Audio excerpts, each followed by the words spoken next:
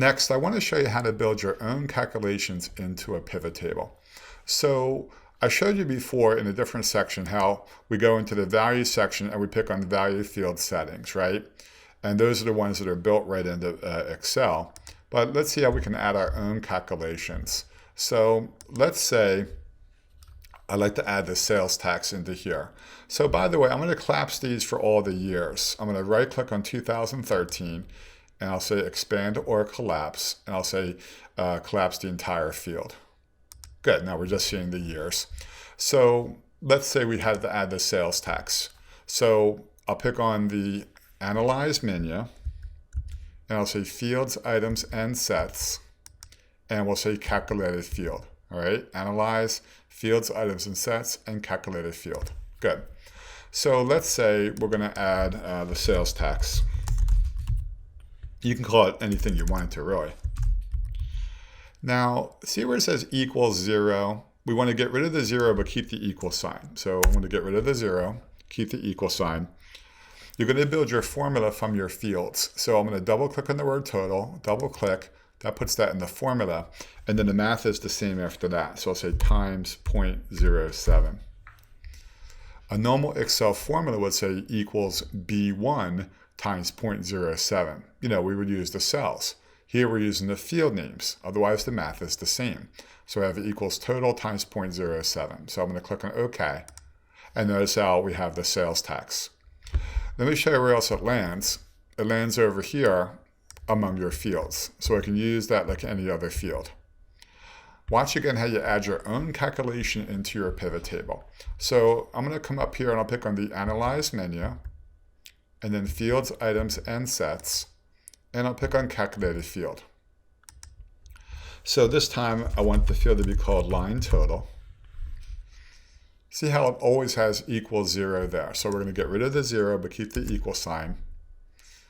I'm going to double click on the word total, double click, type in the plus sign, and then scroll down and double click where it says sales tax. So the formula says equals total plus the sales tax.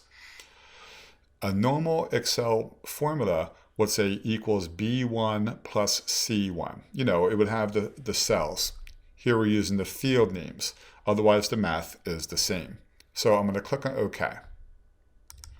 Now we have the line total. All right. So let's see if the math is right. So 1607 plus 112 is going to be 1719. 199 plus 114 is 213. So it looks like the math is right. Let's see where else it lands. It lands over here among your fields. So you can use this like any other fields. In fact, I'm going to uncheck it where it says sales tax and uncheck it where it says line total. And now they're not on the pivot table anymore, but they're available to be used like any other field. So that is how you add your own fields into your pivot table, your own calculations. Next, I want to show you how to update the pivot table with new data. So I'm going to come over here and go back to the pivot table data sheet. All right, so let me scroll back up to the top here. So let's say I have a different office. So maybe the office is where you flew from, and maybe the destination is where you're flying to. So the closest airport to me is PHL. I'm just going to say PHL, and over here I'll type in PHL as well for the offices.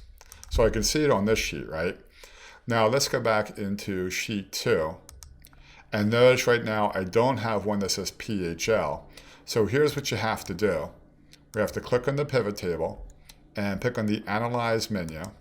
And then we'll pick on the word refresh. And now we have PHL in there, okay? So that was really important that you saw that. When you change the data on the original data, you have to refresh the pivot table. Now let's sort that by the office. So I'll click on the pull down where it says office, and I'll pick on sort A to Z, and now they're in alphabetical order, and there's PHL. And then it redid the calculations accordingly. Now, if I change the data on the other sheet, we have to pick on refresh. On the other hand, what if we add new data onto the other sheet? So I'll pick on change data source this time, and that's also under the Analyze menu. Good. So it says A1 to J204. So let's see what happens if we're going to add a new row. I'm going to pick on cancel right there. So I'm going to go back to the pivot table data sheet, and I'm going to add a new row on purpose here. So if I click over here on the next row, so control semicolon is going to give us today's date. Control semicolon. Then I'll type in my first name, my last name. So let's say I'm going to fly from PHL again. And let's say this time I'm going to fly to, what if we fly to Hawaii? This is the price per ticket. I want 2 tickets. Yes for commission, and that'll probably be American Airlines. So now you can see how the data is going down to row 205. Well, watch what we have to do this time. I'm going to go back to sheet 2. Here, I'll pick on the Analyze menu, and I'll say Change Data Source right there. Okay, so now we're back to here. You would either highlight the larger data range, or in this case, I'm just going to change 204 to 205.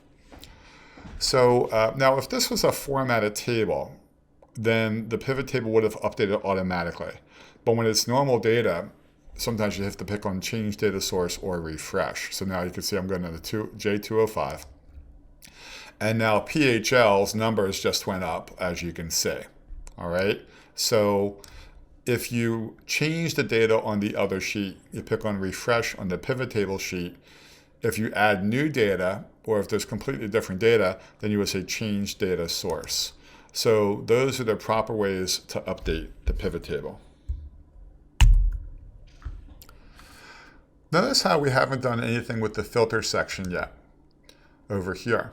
The filter section is another way to update your, add a filter onto the pivot table, but more at the higher level.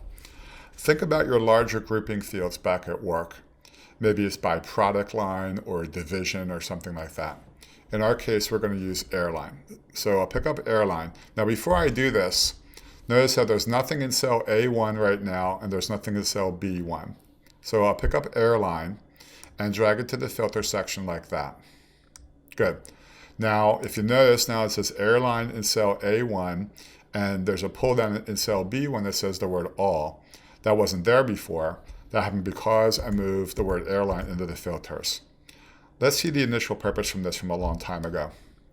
So I'm going to click on the pull down where it says all, and then I'll pick on American and then click on OK. And now the numbers changed again because now it's just American only. So it's yet another way to do a filter, but more at a higher level. Combine that with your other filters and your slicers and your timelines, and we have another filter. So I'm going to click on the pull down where it says airline or American.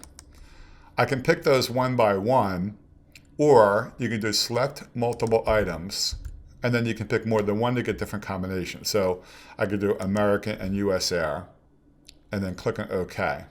And now I would see a combination of those two. In this case, I'm going to click on the pull down where it says multiple items. So you can pick them one by one, or if you pick select multiple items, then I can pick more than one to get different combinations. So I'm going to pick on all, and now pick on OK, and now everything is back. That all happened because I moved the word airline into the filter section right there. Now, if that's all the filter section did, that's all it would have to do. I would be happy with that. But somewhere along the line, they added this great feature where we can add a different sheet for each different airline or whatever is in the filter section. So this is going to be a really great one. So to do this one, you have to have something in the filter section, which we do. We have the airline field. Now I'm going to come up here and I'll pick on Analyze.